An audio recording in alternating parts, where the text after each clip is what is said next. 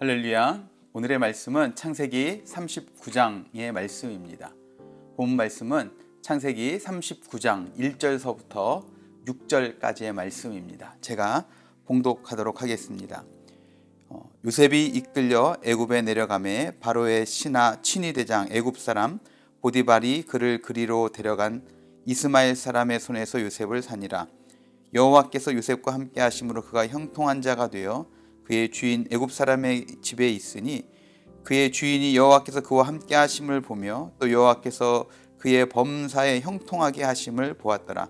요셉이 그의 주인에게 은혜를 입어 섬김에 그가 요셉을 가정 총무로 삼고 자기의 소유를 다 그의 손에 위탁하니 그가 요셉에게 자기의 집과 그의 모든 소유물을 주관하게 한 때부터 여호와께서 요셉을 위하여 그 애굽 사람의 집에 복을 내리심으로 여호와의 복이 그의 집과 밭에 있는 모든 소유에 미친지라.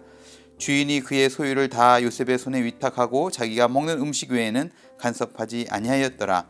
요셉은 용모가 빼어나고 아름다웠더라. 아멘. 아멘. 네, 창세기 39장의 말씀은 우리가 너무나 잘 아는 말씀의 내용들입니다. 창세기 39장 말씀은 창세기 39장에서는 행복한 삶을 살아가는 정말 형통한 인물이 등장하고 있습니다. 그는 하는 일마다 잘 되고 형통해서 누구에게나 사랑받는 자요 인정받는 자가 되었습니다. 그의 삶의 모든 여정을 보면 사실 결코 만족하거나 행복할 수 없는 그러한 여정이었습니다. 요셉은 형들의 손에 팔려 애국까지 왔습니다. 아버지의 사랑받는 아들로 편하게 살았던 요셉은 이제 애굽의 보디발 장군의 종으로 살아가야만 했습니다. 해보지 않았던 일을 해야만 했고 지금까지와는 완전히 다른 삶을 살아야만 했습니다. 이제 겨우 좀 상황이 나아지려나 했는데 보디발 장군의 아내 때문에 억울하게 감옥까지 가서 갇히게 됩니다. 요셉은 간음의 죄에서 벗어나고자 완강하게 거절하였고 그 결과 문제가 생긴 겁니다. 그렇게 해서 감옥에 간 요셉은 감옥에 가서도 형통하였다라고 말씀은 이야기하고 있습니다. 2절 말씀에 보면 여호와께서 요셉과 함께 하심으로 그가 형통한 자가 되어 그의 주인 애굽 사람의 집에 있으니 라고 그렇게 이야기합니다.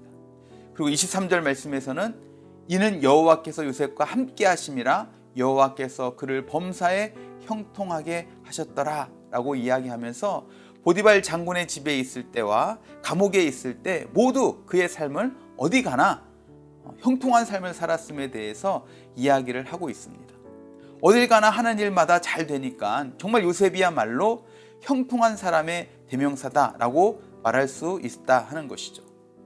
그렇다면 우리도 형통한 사람으로 살고 싶은데 과연 어떠한 이유로 요셉이 형통할 수 있었는가 하는 것입니다.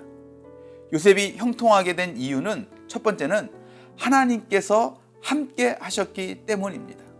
앞에서 말씀을 잠깐 봤지만 2절에서 여호와께서 요셉과 함께 하심으로 그가 형통한 자가 되어 라고 말씀합니다. 이게 원어적인 의미로 보자면 여호와께서 요셉과 같이 존재하셨다라는 그런 뜻입니다. 그러니까 밤이나 낮이나 일할 때나 잠잘 때나 항상 하나님께서 곁에 함께 계셨다라는 의미입니다. 하나님께서 요셉을 떠나지 않으셨으니까 요셉은 무엇을 하든지 다 잘 될 수밖에 없었습니다. 아버지 야곱의 집에서 호의호식할 때는 함께 하셨다라는 말씀은 없었지만 요셉이 고난과 어려움 속에 처하고 낯선 곳에서 홀로 있을 때는 하나님께서 함께 하시고 형통케 하셨다 하는 것입니다.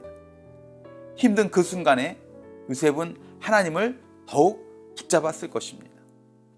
둘째로 요셉이 형통하게 된 이유는 사람에게 은혜를 입었기 때문입니다.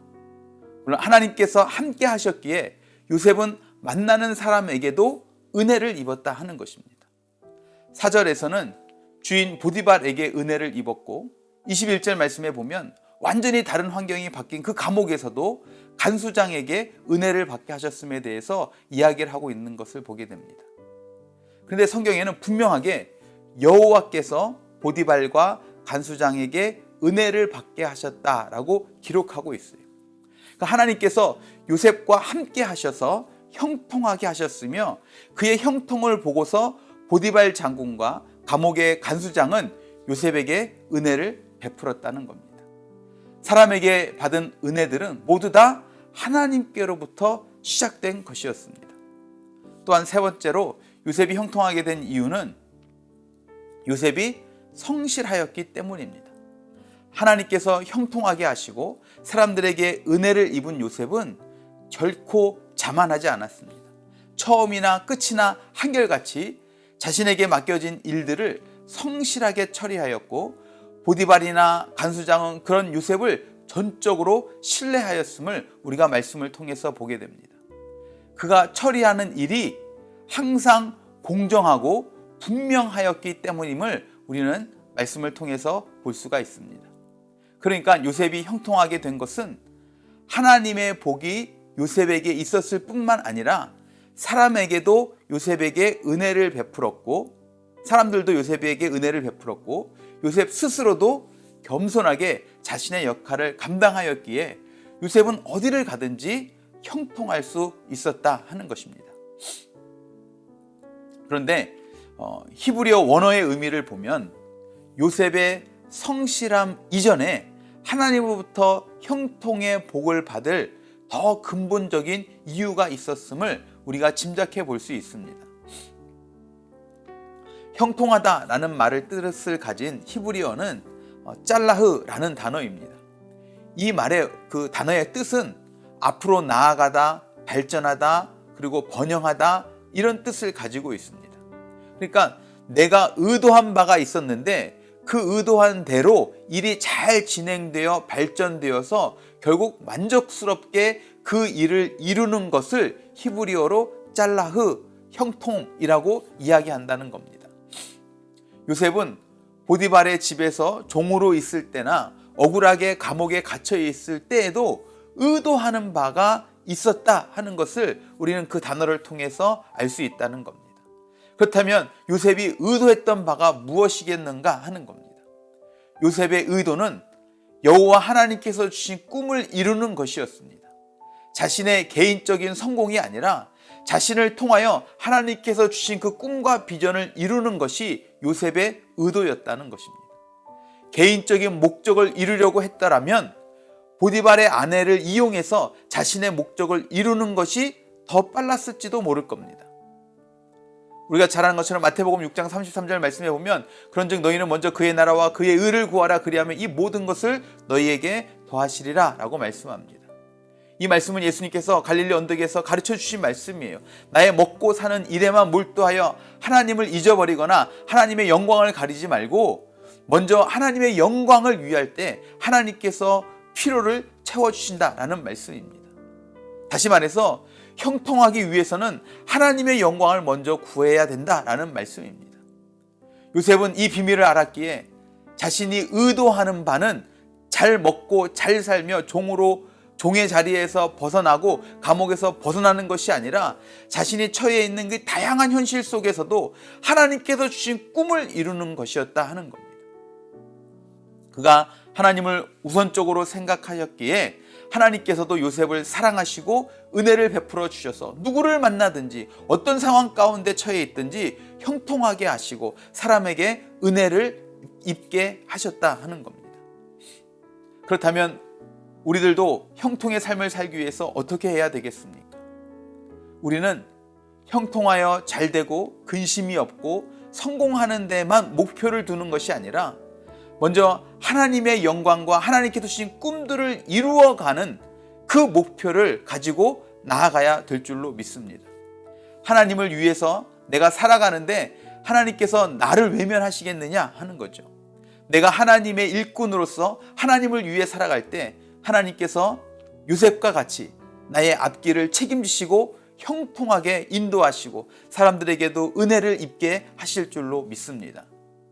나의 영광이 아닌 하나님께서 주신 그 꿈과 비전, 그리고 하나님의 영광을 위해 가정에서 성실하게 일하고 직장에서 정직하게 일할 때 하나님께서는 우리들의 삶이 의도하는 대로 잘 진행되게 하시고 형통으로 우리 삶 가운데 복 내려 주실 줄로 믿습니다. 오늘 우리가 어떤 자리에서 누구와 있든지 오직 하나님의 꿈과 뜻을 이루기 위해 살아가는 우리 모두가 될 수 있기를 바랍니다.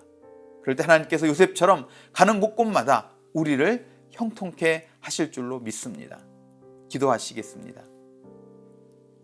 사랑과 은혜가 풍성하신 주님, 오늘 요셉의 모습을 보면 고난의 연속인 것 같고 아픈 상황 가운데, 현실 가운데 힘들어할 수밖에 없는 그런 모습인 것 같지만 말씀은 계속해서 이야기하기를 요셉은 형통했다라는 것에 대해서 계속 말하고 있는 것을 봅니다. 노예로 팔려갔을 때도 형통했다라고 이야기하고 감옥에 갔을 때도 그곳에서 형통했다라고 이야기합니다. 하나님, 우리는 우리의 환경만을 바라보고 우리가 형통하지 못한 것 같고 우리가 어려움 가운데 있는 것처럼 보이지만 어떤 문제 가운데 우리가 있느냐가 중요한 것이 아니라 하나님께서 나와 함께 하시느냐, 그것이 가장 중요한 것임을 우리가 기억하게 하셔서 우리가 어느 곳에 있든지 하나님께서 함께 하실 때 우리가 형통해질 수 있음을, 모든 일들이 합력하여 선을 이루는 하나님의 놀라운 은혜를 누릴 수 있음을 우리가 늘 기억하게 하여 주시옵소서. 그래서 우리가 어떤 환경, 어떤 상황, 어떤 사람들과 함께 있든지 간에 우리가 늘 기억해야 될 것은 정말 하나님의 그 꿈과 비전을 이루는 것, 나에게 주신 사명을 이루는 것, 이것이 우리의 목표가 되게 하셔서 그것을 이루기 위해 달려갈 때 우리와 함께 하시는 하나님께서 우리를 형통케 하시고 사람으로부터 은혜를 입게 하시고 우리가 더욱더 성실하게 그렇게 나아가는 귀한 일들을 통해 하나님의 놀라운 역사들이 우리를 통해 이루어지게 하여 주시옵소서. 하나님께서 이렇게 요셉을 형통하게 하셨던 것처럼 오늘도 그렇게 하나님을 믿고 의지하며 살아가는 우리 모든 성도들에게 동일하게 형통함으로 주님 은혜 베풀어 주시옵소서. 그렇게 함께 하실 주님을 찬양하고 기대하며 사랑이 많으신 예수 그리스도의 이름으로 간절히 기도드렸사옵나이다. 아멘. 아멘. 아멘.